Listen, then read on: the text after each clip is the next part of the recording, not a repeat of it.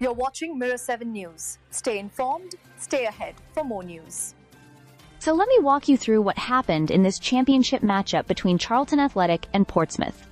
A game that had all the ingredients for drama, but ultimately unfolded in a strange, stop-start fashion before being suspended. Even in the short spell we actually saw, there was plenty to unpack. Going into this fixture at the Valley, Charlton were desperately trying to halt a worrying slide. 4 straight league defeats had piled the pressure on Nathan Jones' side, and this match was viewed as a real opportunity to steady things at home. Portsmouth, meanwhile, were sitting in the relegation zone and searching for their first away win since the opening day of the season. So, both teams had a lot riding on this one, even before a ball was kicked. Charlton lined up in a 3-1-4-2 shape, with academy product Caroy Anderson handed his first championship start, something the fans were eager to see. Olminal Hernandez also returned to the 11, giving the Addicts more width and pace down the flanks. Portsmouth set up in a 4-2-3-1, with Marlon Pack captaining the side and Yangmin Hayok operating just behind Callum Lang, who led the line. Once the whistle went, Portsmouth immediately looked sharper.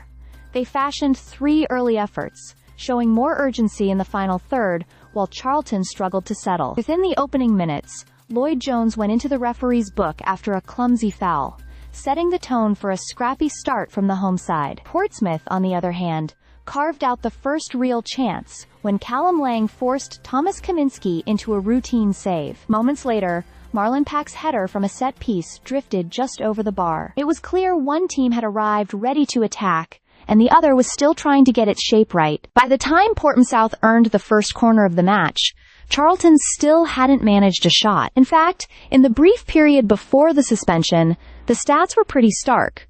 Portsmouth had 3 attempts, 1 on target, while Charlton had none. The visitors also pushed the Addicts back with direct play, earning the only corner of the half and putting Kaminski under pressure. Charlton did try to slow the game down, holding slightly more possession and looking to build through Anderson and Carey in midfield.